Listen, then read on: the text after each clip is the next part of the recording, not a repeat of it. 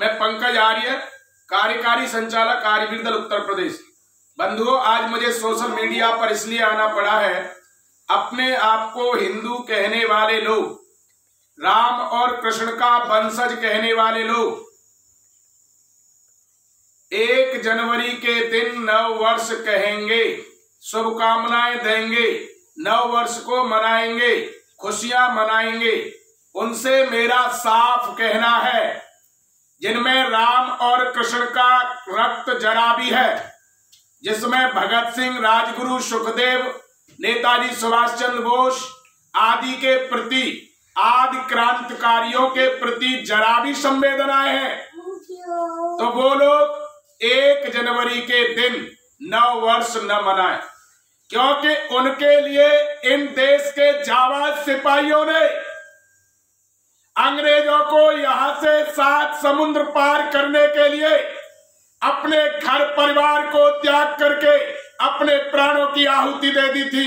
अब हंसते हंसते जिन्होंने अपने गले में फांसी के फंदे को चूम लिया था, आज उनकी हत्या हम 1 जनवरी को हैप्पी न्यू ईयर कह करके करेंगे। उनकी हत्या अंग्रेजों ने नहीं की। आज वो यश रूपी शरीर से जीवित है, आज उनके विचार जीवित हैं, हमेशा जीवित रहेंगे।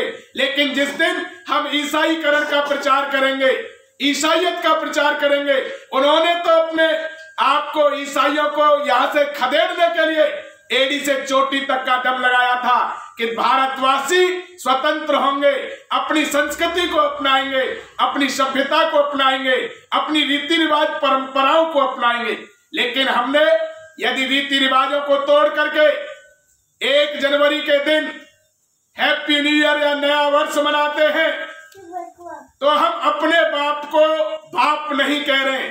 हम राम और कृष्ण के वंशज नहीं है, हम ईसाई या ईसा मसीह को अपना बाप कहने वाले हैं। बंधुओं, गर्व करने की बात हमारे पास है कि हमारे देश के बड़े बड़े राजा, मानधाता जैसे राजा हुए, हमारे देश में मनु जैसे संसार के पहले राजा हुए, राम और कृष्ण जैसे राजा हुए। आज उनकी संस्कृति हमें अपनानी चाहिए। हमारे गर्व करने की बात है, आदि ऋषि मनु ने हिमालय की चोटी पर खड़े होकर के घोषणा की थी, एतद् देशे प्रसूतस्य सखा साधक जन्मना स्वयं स्वयं चरित्रेण शिक्षेण पृथिव्या सर्वमानवा। सारी धरती के लोग भारत से चरित्र की शिक्षा लेते थे, भाईचारे की शिक्षा लेते थे, गणित शास्त्र, ज्योतिष शास्त्र, समाज शास्त्र, अन्य शस्त्र शास्त्रों की शिक्षा लेते थे। हमारे देश के गुरुओं के चरणों में बैठ करके शिक्षा प्राप्त करना विदेशी लोग अपने आप को अहोभाग्य समझते थे।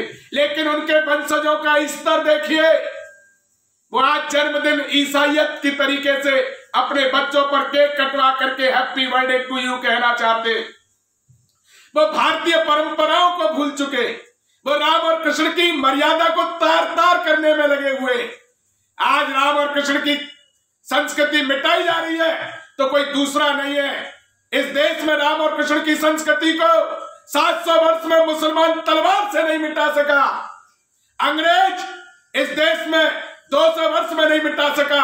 आज स्वतंत्र भारत में अपने आप को राम राम कहने वाले, राम के वंशज कहने वाले, राम और कृष्ण और हनुमान के मंदिर बनवाने वाले लोग आज ईसा मसीह को अपना बाप कह रहे हैं।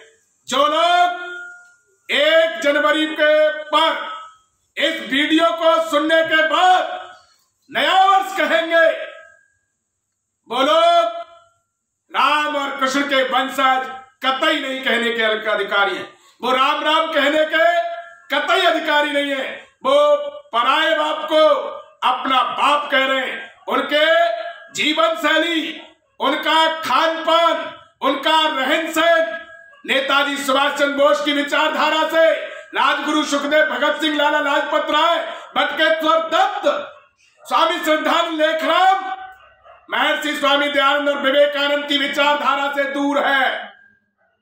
जो लोग 1 जनवरी के दिन नया वर्ष मनाएंगे, बंधुओं, नया वर्ष तो हमारा 1 जनवरी नहीं है, जिस समय पर पेड़ों पर पत्ते नहीं है, जिस समय पर धन धान्य घरों में नहीं है, कड़कती ठंड है, सिकुड़ते चेहरे हैं, हमारा नव वर्ष तो चैत्र शुक्ला प्रतिपदा के दिन, जिस समय सृष्टि का प्रारंभ हुआ था, आज से 1,96,39,49,122 वर्ष पहले, जिस दिन हमारे देश में भगवान राम का राज्याभिषेक हुआ था, जिस दिन हमारे देश के एक बहुत बड़े विक्रमादित्य ने राज सिंहासन उस दिन ग्रहण किया था, उस दिन हमारा नव वर्ष है। उस समय परमात्मा भी मनुष्यों के शरीर पर, पशु पक्षियों पर भी नई त्वचा देता है, नया अन्न आता है, नया खान पान होता है, धन धान्य से परिपूर्ण तो होते हैं,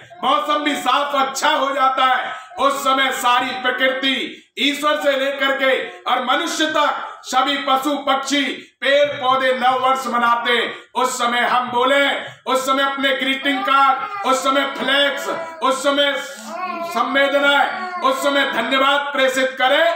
जो व्यक्ति इस वीडियो को सुनने के बाद भी 1 जनवरी के दिन हैप्पी न्यू ईयर कहेगा, वो भारतीय नहीं है, वो राम और कृष्ण का वंशज नहीं है, वो निश्चित रूप से ईसाई का विचारधारा, ईसाईयत का एजेंट कहलाएगा। इन शब्दों के साथ आप समझिए, जानिए और मानिए कि हमारा नववर्ष हम दूसरे की संस्कृति को बढ़ावा दे करके अपनी संस्कृति को मिटा देंगे, क्योंकि विचारों से ही, भावों से ही संस्कृति बना करती है। जिसके पास भाव नहीं है उसके पास भावना नहीं है, और जिसके पास भावना नहीं है अपने देश के प्रति, अपने पूर्वजों के प्रति, उसके पास कुछ नहीं है। इसलिए हम सब लोग चैत्र शुक्ला प्रतिपदा को बोलेंगे नव वर्ष मंगलमय हो।